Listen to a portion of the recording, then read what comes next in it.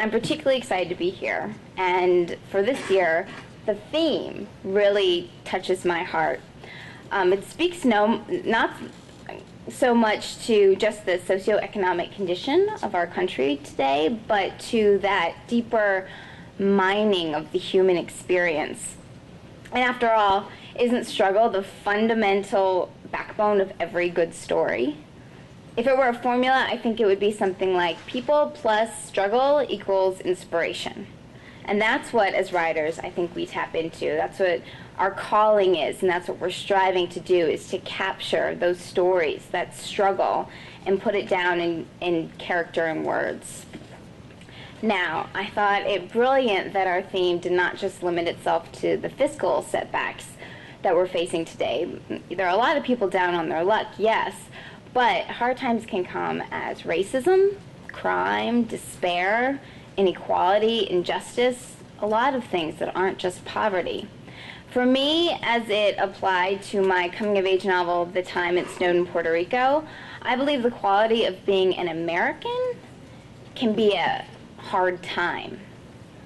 I'm assuming a majority of people in here were born in the U.S., are U.S. citizens, including myself, but I thought about, what about people who immigrated here, or those who are from the U.S. territories? For them, the very condition of being an American is wrought with struggle and inherent inequality. This is the case for my 11-year-old protagonist in my novel, The Time It Snowed in Puerto Rico. It's 1961, and she's growing up during a time when the country was facing a sort of identity crisis. It was a hard time for them, and simultaneously, there's this little 11-year-old girl who is developing into a woman, and that's a hard time. All right, ladies? It's a little bit of a hard time. So they mirror each other in that way, both in their struggle and in their growth and in the strength to attain more than what was imparted on them. I believe that's the essence of this year's theme when I thought about it. That's what I came to grasp when it comes to my book. Not so much a focus on the obstacles as an emphasis on the daily heroism it takes to prevail and thrive despite those. This is the heart of my book. So Verdita is just your average little girl in a limited world with extraordinary dreams. That the novel is her journey to discover her own potential and her own greatness and to come to be more. And isn't that what we all kind of want inside? That yearning we have is just want a little more, just want to be a little more. And as writers, I think we try to capture that. So, I notoriously chat too long. I've learned this in my readings. I start to chat with my audiences, but this is not a tea party. I have to keep, a little mental reminder. Not a tea party, Sarah. I've been given a time restriction, so I better get to the novel. I'm going to read a scene from the middle of the book that I believe illustrates this American versus Puerto Rican struggle. But you need to know a couple of things first, just so you understand what's going on. First, in Puerto Rico, it's a common tradition for everyone to have two names. One is their given name, and the other is their nickname. So in my book, my main character's given name is Maria Flores Ortiz Santiago, but they call her Verdita. It's her nickname. The second minor background nugget is that Omar is her cousin who lives in Washington, D.C. in the United States with his parents. So those are the two little things you need to know before I start reading. And the scene opens with Verdita in her classroom in Puerto Rico. We had music class the next morning, so I let myself forget about the night before. Music and English reading were my favorites. I got to show everybody how good my English was. Words changed during those hours. Everything sounded like magic.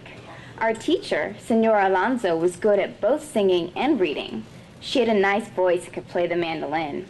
Poppy said she was born in New York City, but was still a Puerto Rican. She had island blood, even though her body was in the States. There were rumors she'd sung in an American band. Words rolled off her tongue like music. I hoped she never stopped teaching. But if she did, I thought she'd make a good casino singer, or a priest, if priests could be girls. Mass would be so much better if she was reading the scripture. Senora Alonso was the first woman teacher in Florida, the first American too, and I loved her best of all. That morning we sang the Puerto Rican anthem, La Boriqueña. That was one of my favorites. It said that our island, Boriquen, was a beautiful woman, the daughter of the ocean and the sun, who had a body covered in flowers. And knowing what I knew, what Papi told me about the Ocean King wanting Mama, I imagined the song was my own. I pretended I was Boriquen, and sometimes, in the middle of the chorus, I truly believe. After we finished our anthem, we sang the United States anthem. We always started music class with both. The daily songs were written in white chalk on the green board. La Boriqueña, the Star-Spangled Banner, class choice. Senora Alonso strummed the opening melody on her mandolin. The Star-Spangled Banner, uno, dos, tres. We began to sing, hesitating at each line, trying to follow her sweet sound. Oh, say can you see by the dawn's early light? We sang together, a few of the girls giggling, stumbling through the words. Bueno, Senora Alonso said at the end, we'll practice this again, okay? What else do we want to sing today? The last song is a class choice. Let's twist again, McCoy yelled. Bésame la bembe, Fredo shouted next to me. It's now or never, said Sonia 2 rows over. Aye, Elvis Presley. How many like Elvis? I like Elvis. Senora Alonso's eyes sparkled. We all raised our hands and made ooh-ooh sounds. I didn't feel one way or another about Elvis, but I did love Senora Alonso. If she liked Elvis, then I liked Elvis. I raised my arm like a needle to the sky. Perfecto. She smiled wide and giggles rippled over the classroom. It's now or never, she strummed the mandolin. Ready, class? Uno, dos, tres.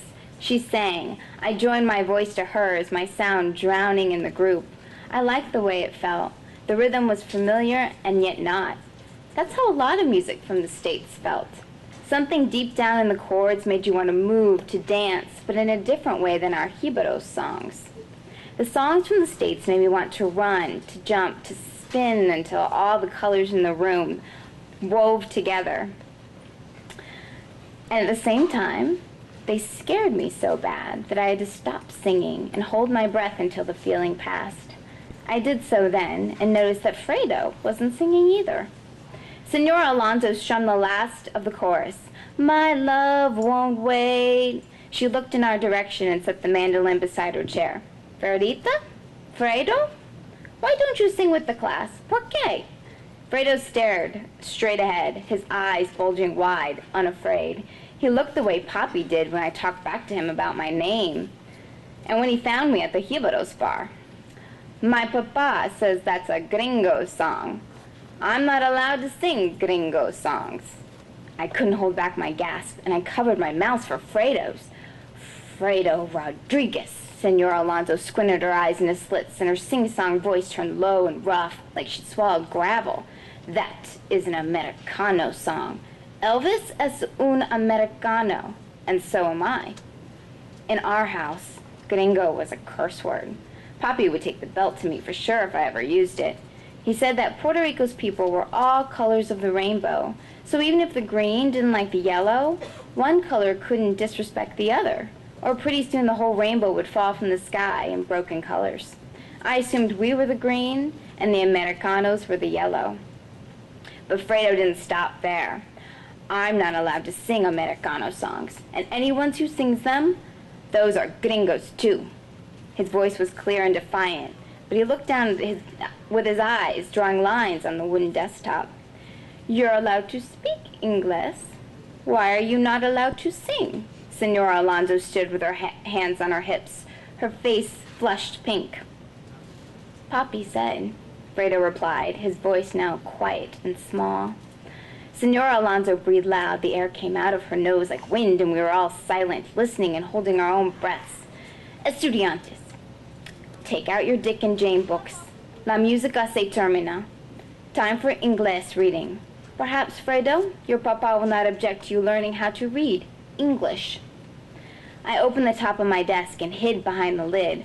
"Fredo," I hissed below the shuffle of books and papers and desk lids closing. "She'll tell your papa and he'll whip you for sure." "No, he won't," he snapped. "He says we should be more like Cuba. Besides, she is just a woman." I gritted my teeth and squeezed the desk lid, flexing my muscles. "If you say that one more time, I'll punch you in the face." I sliced my eyes the way Senor Alonso did, took out my Dick and Jane and slammed the lid closed. The sound was louder than I expected. I jumped a little. So did Fredo, which is what I wanted in the first place. Fredo was a runt. He always brought buttered sandwiches fried in pork grease for lunch, making the whole classroom stink like dead pig. We nicknamed him Cerdito, Piglet, and called him that when he wasn't around. It didn't matter that he was a Boricua, or a boy. I was 3 inches taller, with muscles twice as thick. I traced my fingers along the cover of Streets and Roads. Jane with her pretty blonde hair tied in a bow, Dick in perfectly tucked shirt and shorts. Both were yellow-skinned and smiling. I liked the cover best. When I bruised myself from climbing the flamboyant trees or tripping over dried sugarcane stalks, my skin turned yellow outside the round purpling. I figured it was the closest I could come to being like Jane. Jane on the cover, at least. Inside the book, her skin was American white as the paper she walked on. I was mad at Fredo for ruining our music class, for calling Elvis a gringo, for saying Senor Alonso was just a woman, and most of all, for reminding me that I was green, and they, Elvis, Dick, Jane, and even Omar in D.C., were yellow. I was happy thinking of myself as a rainbow, like Poppy said, until someone like Fredo reminded me that I was greener than any other color. "John and the Robins," Senor Alonso read aloud. Her voice was softer now. "Verdita, por favor." I opened the worn cover and flipped to the chapter. Cars, tall buildings, and a bus with 2 layers were drawn across the top of the page. I put my finger to the first sentence, holding it down so my eyes could see. "Park Street was a very busy street in a very big city," I read aloud. Poppy was a good reader. He made me practice reading the newspapers that Tio Orlando sent from Washington, D.C. Omar sometimes brought comic books, too. Archie was my favorite. Swish, swish, swish went the automobile. My face went hot. "Automobiles," Senor Alonso sounded out. "What's that?" I asked. I'd never heard the word before. "Un coche, like a car," she explained. "Isn't automobiles different from a car?" "No, but there are many words for the same thing in English. We must learn them all." I understand, because even I had 2 names.